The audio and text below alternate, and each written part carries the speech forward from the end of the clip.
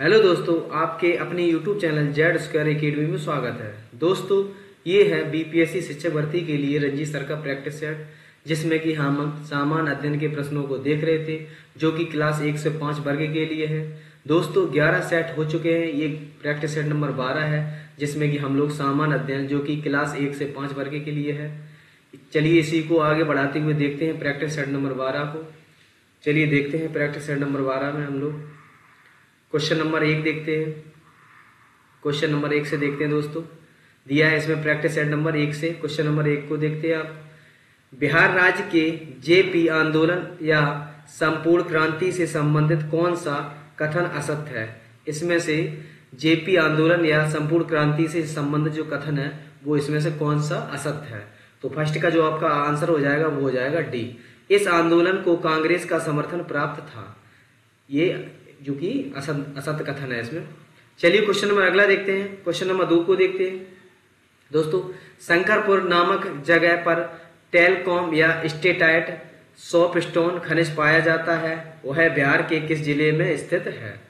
तो सेकंड का जो आपका आंसर हो जाएगा वो हो जाएगा डी, मुंगेर।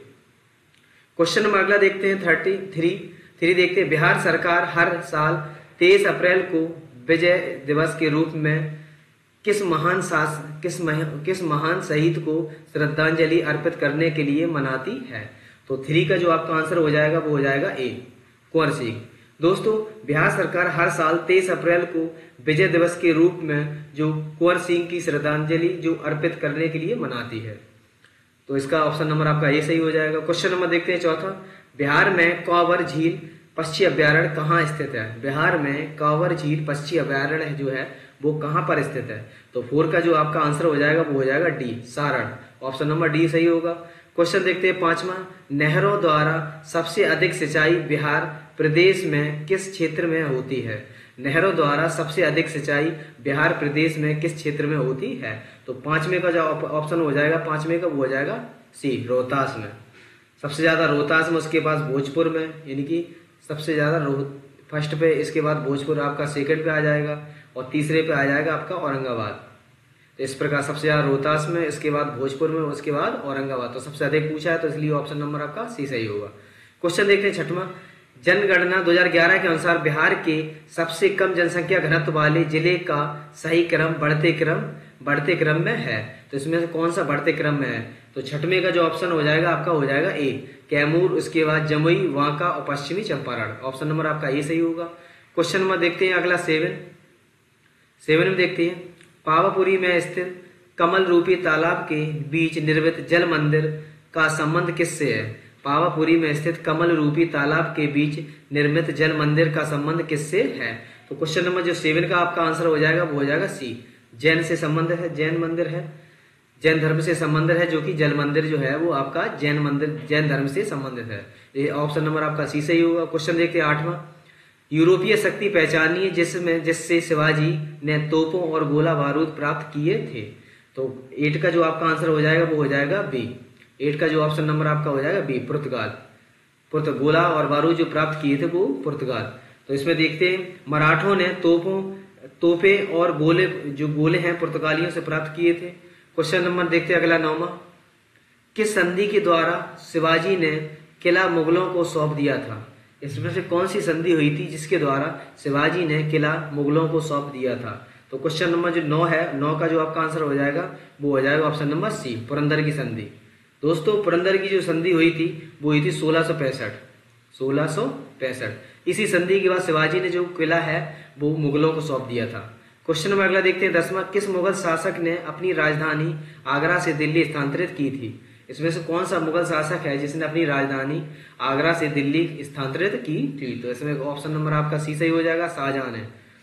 क्वेश्चन नंबर अगला देखते हैं 11वां। भारत में पहली बार ट्रेन का संचालन किस वर्ष हुआ?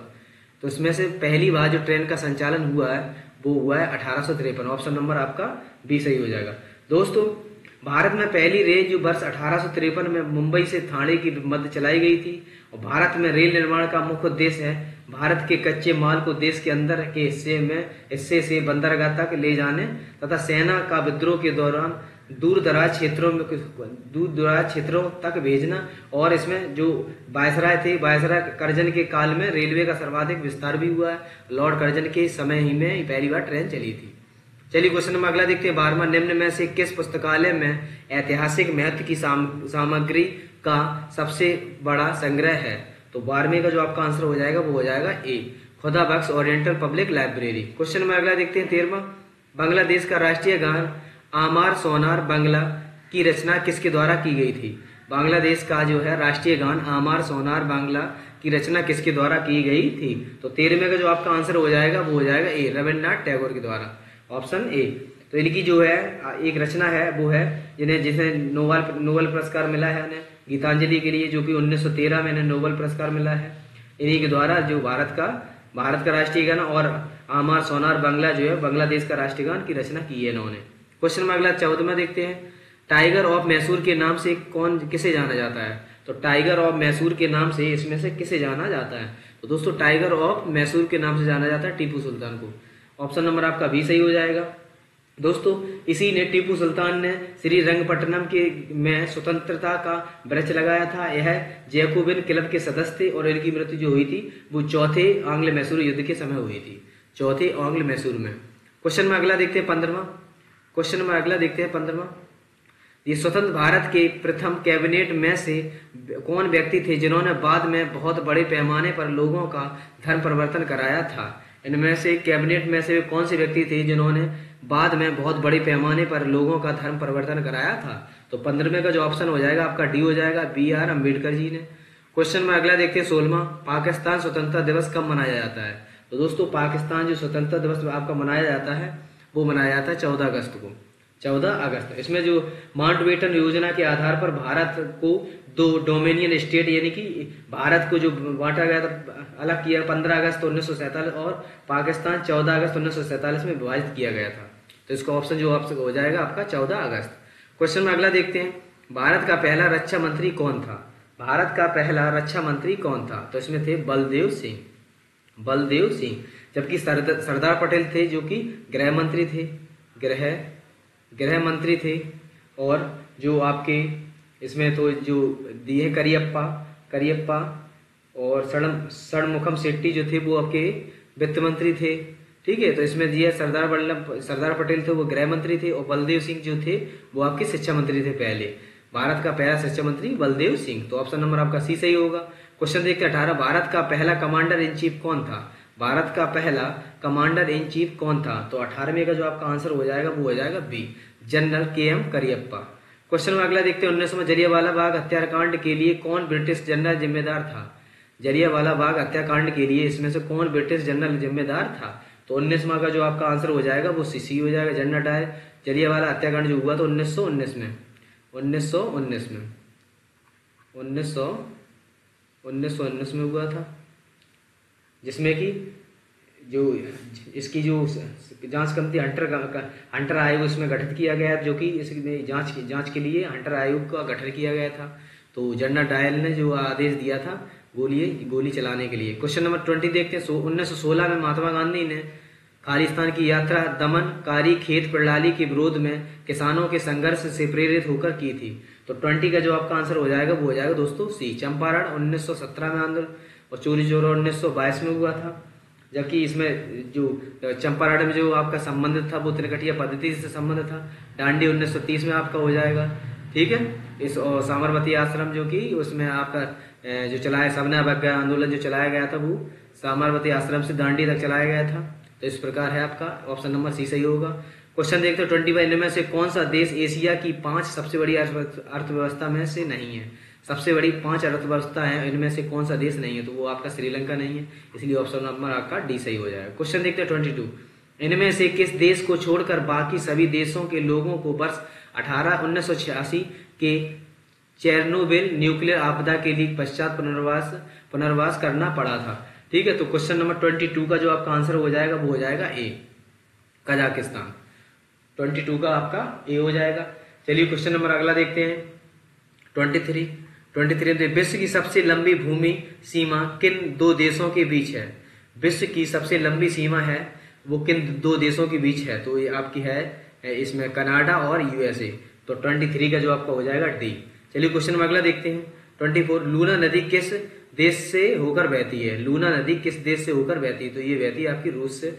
ऑप्शन नंबर आपका सी सही होगा। क्वेश्चन देखते हैं 25। बृहस्पति का द्रव्यमान लगभग है। बृहस्पति का द्रव्यमान जो है वो लगभग है, तो इसमें हो जाएगा आपका सूर्य के द्रव्यमान का 1000वां भाग। ऑप्शन नंबर बी सही होगा दोस्तों। क्वेश्चन देखते हैं 26। भारत के सबसे पुराने पहाड़ कौन से हैं? भारत के सबसे पुराने पहाड़ कौन से हैं? तो ये ऑप्शन नंबर आपका सी सही होगा, अरावली। दोस्तों भारत का सबसे पुराना जो पहाड़ है वो अरावली है, जिसका विस्तार पश्चिम गुजरात से लेकर दिल्ली तक है। पश्चिम गुजरात से लेकर दिल्ली तक है। जो अरावली का विस्तार है वो पश्चिम गुजरात से लेकर दिल्ली तक। क्वेश्चन नंबर 27 देखिए। सियाचिन हिमनद निम्नलिखित में से किस घाटी के निकट स्थित है? सियाचिन हिमनद निम्नलिखित में से किस घाटी के निकट स्थित है? तो 27 का जो आपका आंसर हो जाएगा वो हो जाएगा ए। महादेव पहाड़ियां मैकाल पहाड़ी के पश्चिम में है। ठीक है, तो 28 का जो हो जाएगा आपका दोस्तों मध्य प्रदेश में स्थित जो है महादेव पहाड़ियां की श्रृंखला जो सतपुड़ा श्रेणी के मध्यवर्ती भाग का निर्माण करती है। ये पहाड़ियां मैकाल पहाड़ियों के पश्चिम में स्थित हैं। क्वेश्चन देखते हैं 29 देखते हैं। नियमगिरी पहाड़ी किस राज्य के कालाहांडी जिले में स्थित है? नियमगिरी पहाड़ी किस राज्य के कालाहांडी जिले में स्थित है? तो 29 का जो आपका आंसर हो जाएगा वो ए, उड़ीसा में। क्वेश्चन नंबर 30 देखते हैं। 30 में देखते हैं उत्तर भारत में बाढ़ की घटनाएं हाल ही में क्यों बढ़ी हैं? उत्तर भारत में बाढ़ की घटनाएं हाल ही में क्यों बढ़ी हैं? तो जो 30 का आपका आंसर हो जाएगा वो हो जाएगा आपका सी, अफवाह क्षेत्र में वन कटाई में वृद्धि। अफवाह क्षेत्र में वन कटाई में वृद्धि, ऑप्शन सी सही होगा। क्वेश्चन देखते हैं 31। यदि देश का 20% या इससे अधिक क्षेत्र मानसून के मौसम में वर्षा की कमी से ग्रस्त हो तो उसे क्या कहते हैं? यदि देश का 20% या इससे अधिक क्षेत्र मानसून के मौसम में वर्षा की कमी से ग्रस्त हो तो उसे क्या कहते हैं? तो उसे कहते हैं सूखा वर्ष। ऑप्शन नंबर 31 का जो ऑप्शन हो जाएगा आपका बी सही हो जाएगा। क्वेश्चन नंबर अगला देखते हैं 32 में देखते हैं दोस्तों। 32 में देखते हैं भारत में सैटेलाइट फोन का इस्तेमाल करने वाला पहला राष्ट्रीय उद्यान कौन सा है? इसमें से भारत में सैटेलाइट फोन का इस्तेमाल करने वाला भारत का पहला राष्ट्रीय उद्यान इसमें से कौन सा है? तो इसका जो आपका आंसर हो जाएगा वो दोस्तों हो जाएगा काजीरंगा नेशनल पार्क, जो कि असम में है। क्वेश्चन नंबर अगला देखते हैं 33। गिर वन किसके लिए प्रसिद्ध है? गिर वन किसके लिए प्रसिद्ध है? तो ये है आपके सिंह अभ्यारण्य, जो कि गुजरात में गिर वन जो है वो आपके वो गुजरात में है। गुजरात गिर राष्ट्रीय उद्यान और गिर वन। क्वेश्चन नंबर 34 देखते हैं। गंग नहर किस राज्य को सींचती है? गंग नहर किस राज्य को सींचती है? तो 34 का जो आपका आंसर हो जाएगा, 34 का जो आंसर हो जाएगा आपका डी हो जाएगा, राजस्थान। गंग नहर जो सींचती है वो राजस्थान को सींचती है। क्वेश्चन नंबर अगला देखते हैं 35। भारत में सिंचाई की सबसे लंबी नहर का नाम क्या है? भारत में सबसे लंबी नहर का नाम क्या है? सिंचाई की सबसे लंबी नहर जो है वो आपकी इंदिरा गांधी नहर है। ऑप्शन नंबर 35 का हो जाएगा आपका बी, 35 का आपका सी, इंदिरा गांधी नहर जो है 35 का सी। क्वेश्चन में अगला देखते हैं 36। किस बाजार में फर्मों का मुक्त प्रवेश एवं निकास होता है?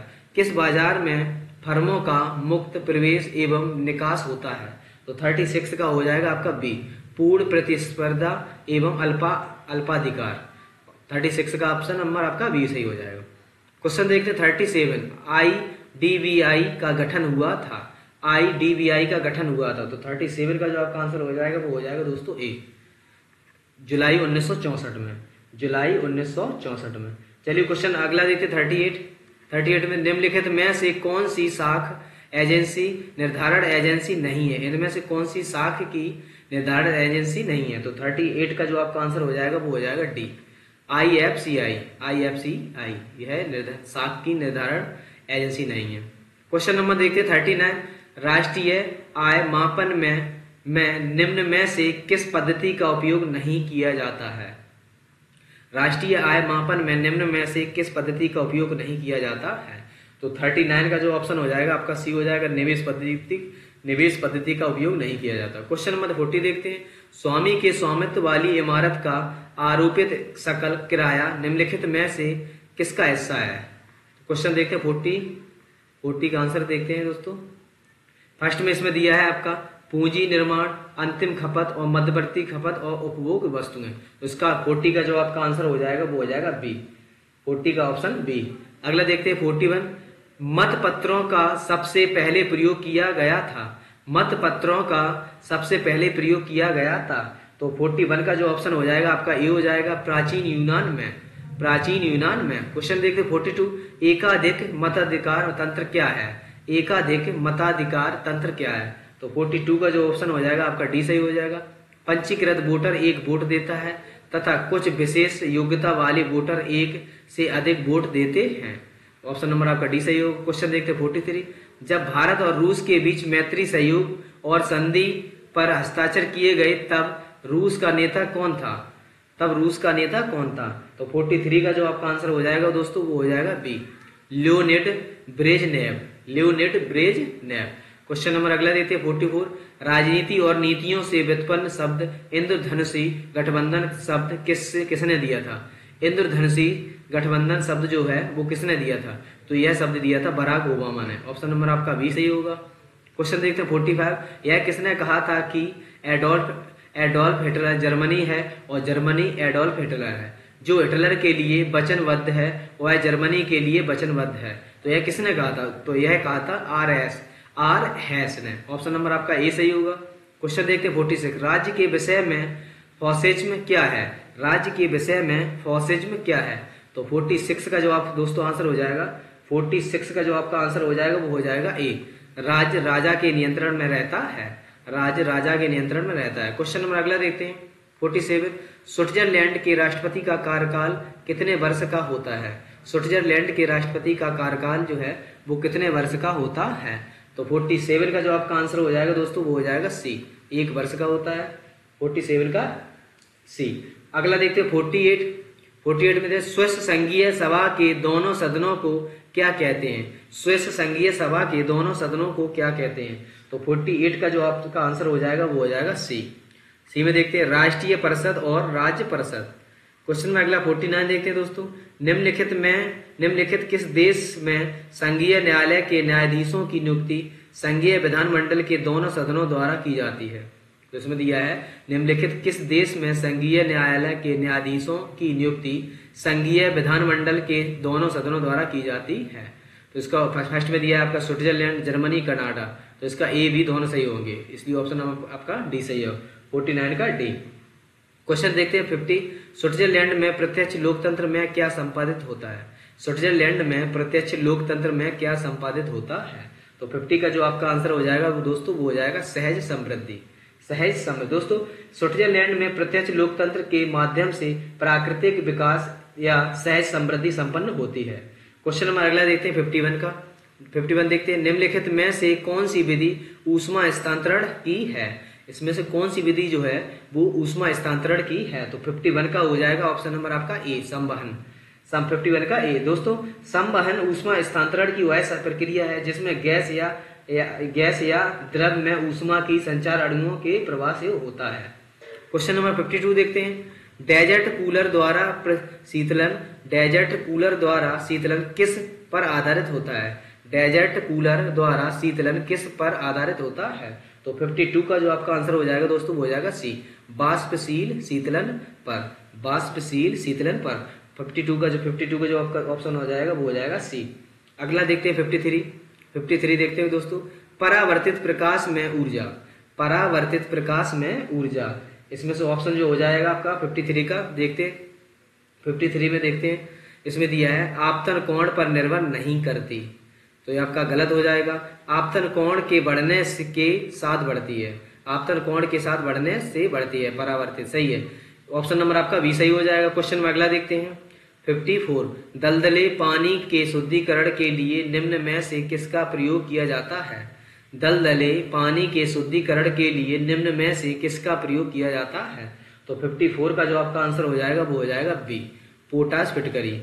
पोटाश फिटकरी। दोस्तों दलदले पानी में स्कंदन के द्वारा शुद्ध करने हेतु पोटाश फिटकरी का प्रयोग किया जाता है। तो 55 का देखते हैं अगला। 55 देखते हैं, क्वेश्चन नंबर 55 में देखते हैं दोस्तों, इसमें दिया है दूध एक है, जो दूध है वो पायस है।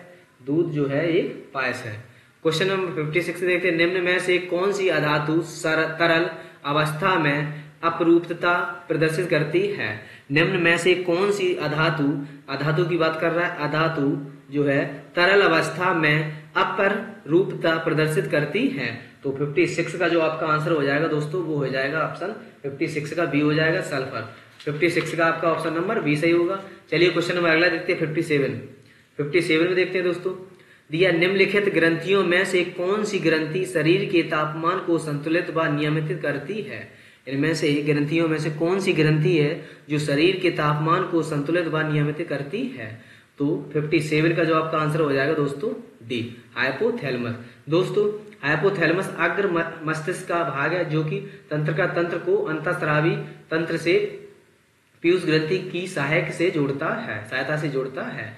यह शरीर में तापमान संतुलन के साथ भूख, प्यास तथा कामोत्तेजना का भी नियंत्रण रखता है। क्वेश्चन नंबर 58 देखते हैं, निम्नलिखित में से कौन त्वचा की परत को जल में अभेद बनाता है। इनमें से कौन त्वचा की परत को जल से अभेद बनाता है। तो 58 का जो आपका आंसर हो जाएगा वो हो जाएगा सी, कैरोटिन।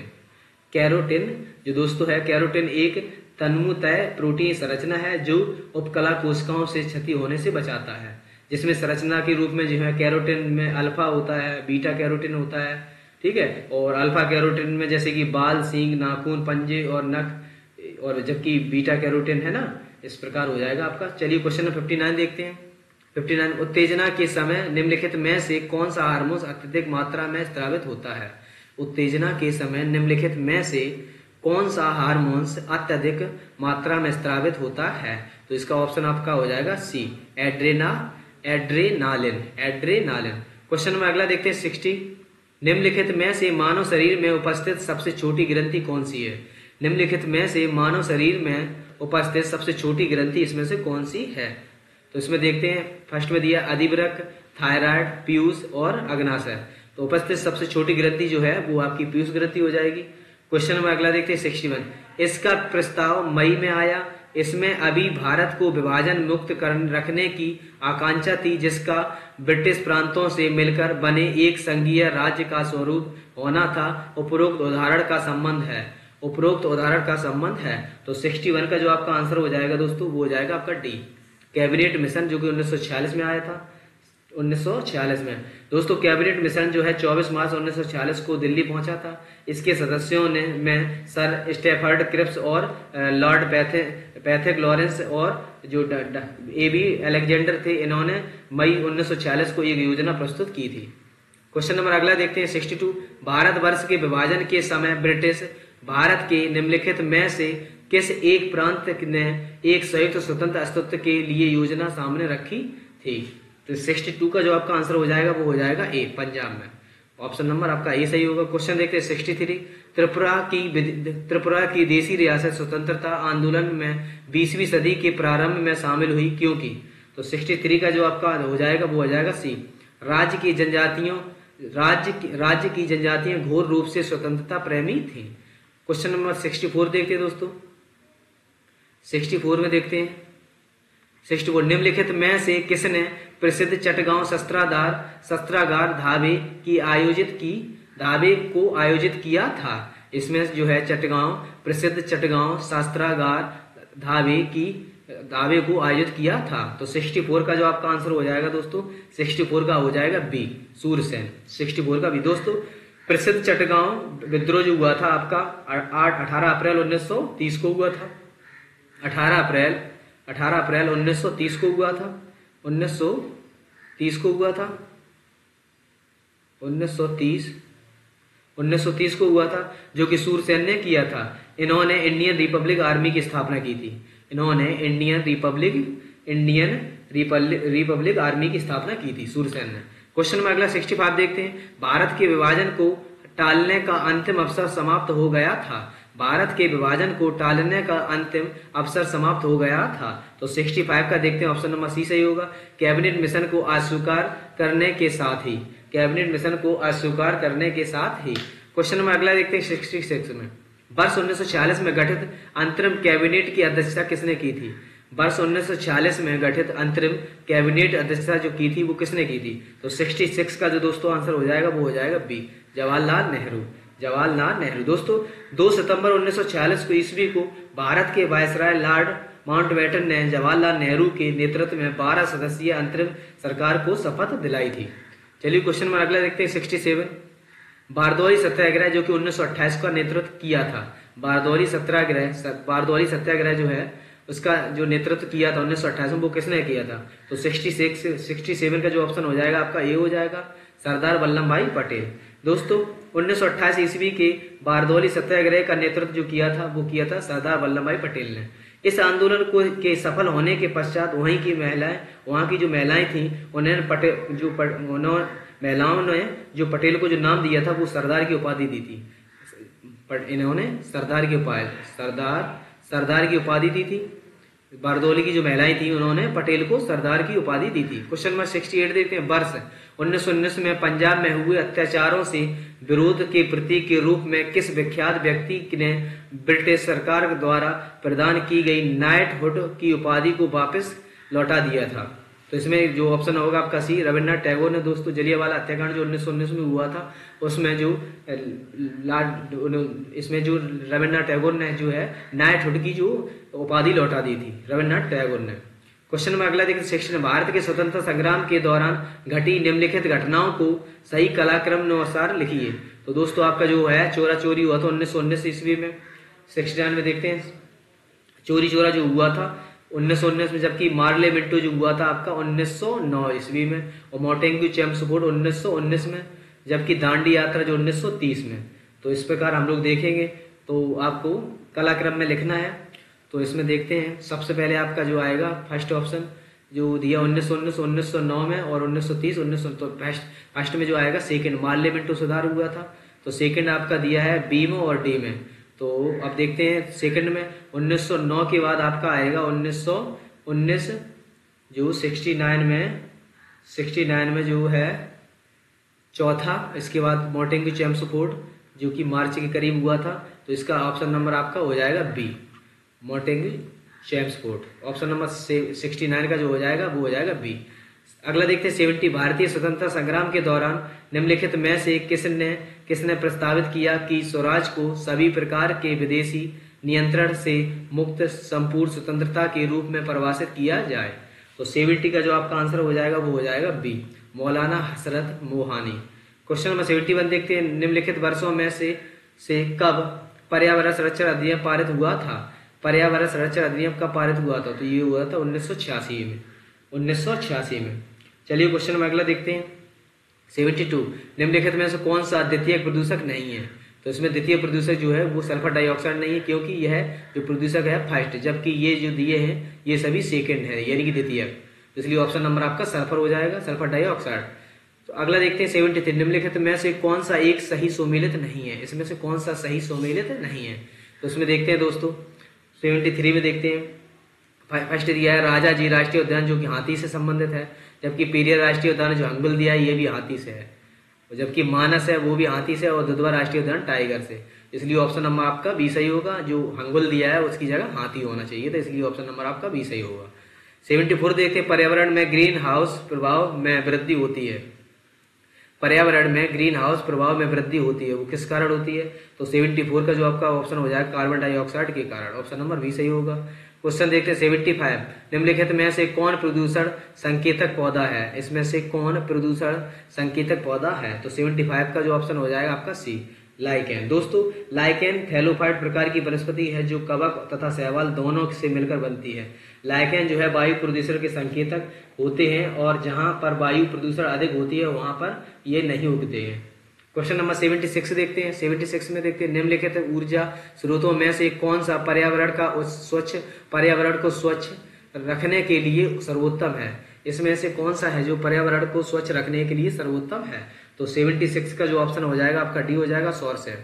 क्वेश्चन देखते हैं 77। जैव विविधता का सबसे महत्वपूर्ण पहलू है, इसमें से जैव विविधता का सबसे महत्वपूर्ण पहलू कौन सा है? तो 77 का जो ऑप्शन हो जाएगा आपका डी हो जाएगा, पारिस्थितिकी तंत्र का निर्वहन। दोस्तों 77 का जो आपका ऑप्शन डी हो जाएगा। दोस्तों जो आपका प्राकृतिक प्रदेश में पाई जाने वाली जंगली तथा पालतू जीव जंतुओं को एवं पादपों की जो बहुलता को जैव विविधता कहते हैं।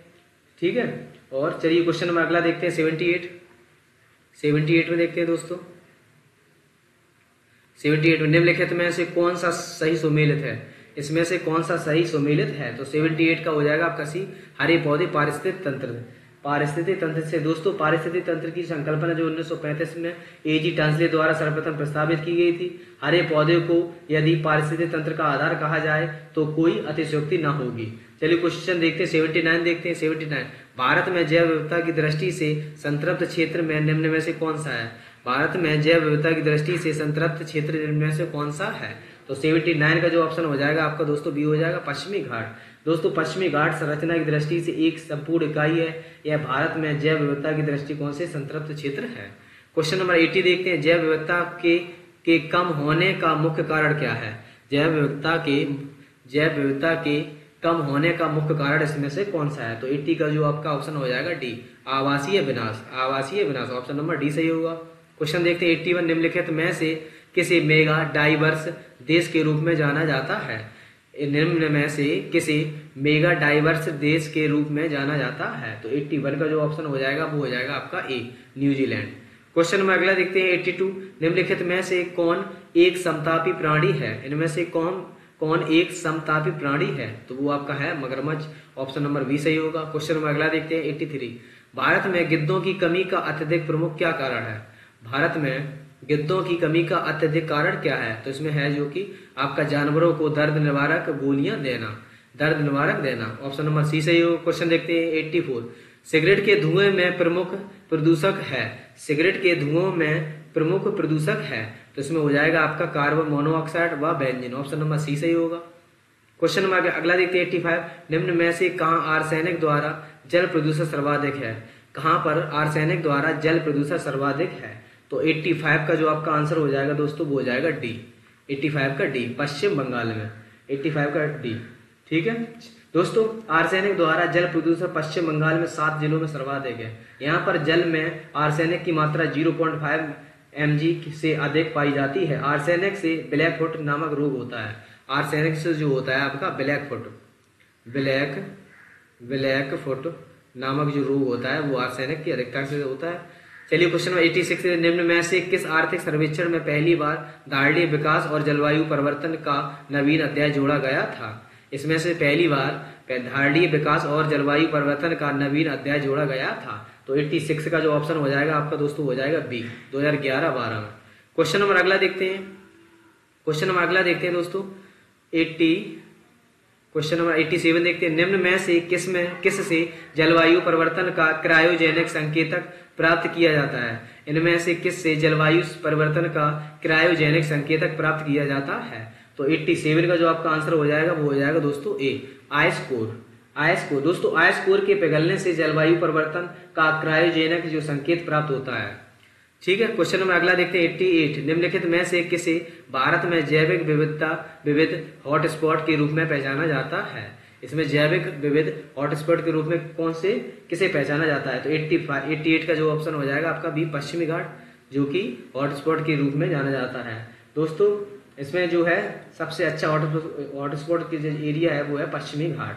क्वेश्चन नंबर अगला देखते हैं 89 निम्नलिखित में से कौन कृत्रिम पारिस्थितिक तंत्र है। इसमें से कौन कृत्रिम पारिस्थितिक तंत्र है, तो 89 का जो ऑप्शन हो जाएगा आपका हो जाएगा ए, धान का खेत। क्वेश्चन नंबर देखते हैं 90 खाद्य श्रृंखला फूड चेन में मानव। खाद्य श्रृंखला फूड चेन में मानव, तो 90 में जो आपके ऑप्शन दिए हैं, एक निर्माता है, केवल प्राथमिक उपभोक्ता है, केवल द्वितीय उपभोक्ता है, डी ऑप्शन दिया है प्राथमिक द्वितीय उपभोक्ता, तो इसका ऑप्शन नंबर आपका डी सही हो जाएगा। दोस्तों ये थे प्रश्न जो कि 90 थे, जो कि सामान्य ज्ञान से संबंधित थे।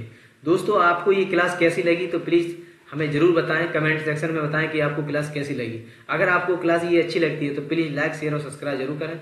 चलिए मिलते हैं नेक्स्ट प्रैक्टिस सेट में मिलते हैं, तब तक के लिए धन्यवाद।